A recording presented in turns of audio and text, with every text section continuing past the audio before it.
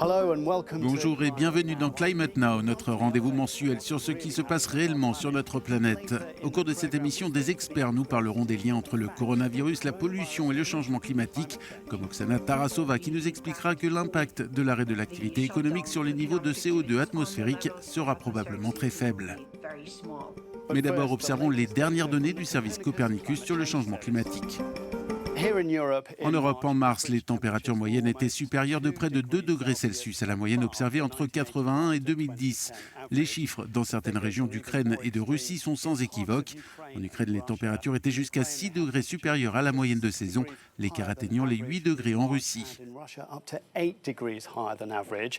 Dans ces régions, le climat s'est également avéré plus sec qu'attendu. Nous pouvons constater que l'humidité du sol et l'humidité relative sont en baisse pour cette période de l'année. Le mois de mars est une période propice pour observer la glace dans l'Arctique car c'est le moment où la couche de glace de mer est la plus étendue. Sur cette carte, la région arctique, les zones en rouge sont des zones où il y a moins de glace que ce à quoi on pourrait s'attendre. Ici, autour du Svalbard, il y a au contraire plus de glace. En général, la tendance est à la baisse. Ici, nous pouvons observer des anomalies depuis 1979 et vous pouvez voir qu'il y a jusqu'à 6% de glace de mer en moins qu'attendu. J'en viens maintenant à notre enquête où j'ai entrepris d'étudier l'impact réel de la pandémie sur notre environnement. J'ai parlé à des experts de premier plan par vidéoconférence.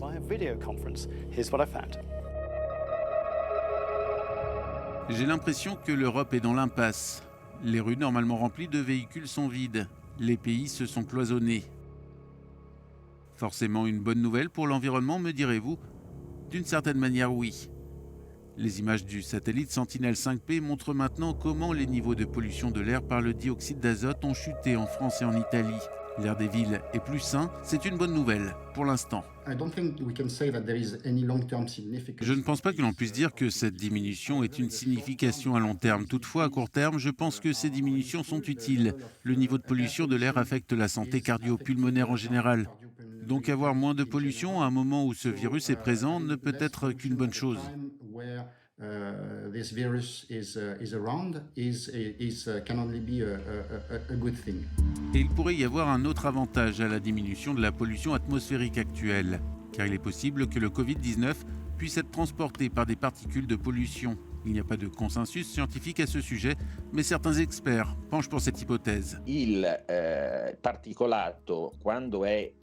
Les particules, lorsqu'elles ont une certaine densité et qu'il y a beaucoup de pollution atmosphérique, peuvent être considérées comme une sorte d'autoroute pour l'accélération de l'épidémie.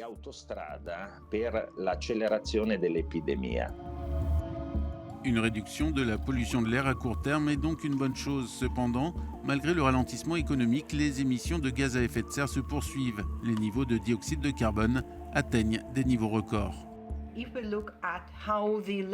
Si nous regardons comment les niveaux de CO2 atmosphérique se forment, ce ne sont pas les émissions particulièrement annuelles qui contrôlent les niveaux, c'est toute l'accumulation de CO2 dans l'atmosphère depuis l'époque pré-industrielle qui forme en fait le niveau actuel. Il est donc très peu probable que la réduction des émissions au cours d'une année particulière, même de cette ampleur, ait un impact sur les niveaux mondiaux de dioxyde de carbone.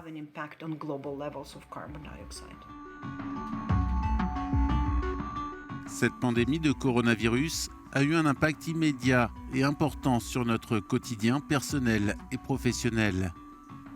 Mais qu'en est-il de l'environnement ?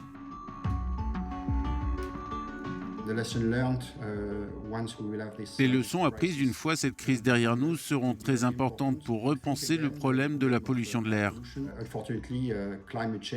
Malheureusement, le changement climatique est et sera toujours là et cette crise ne changera pas vraiment.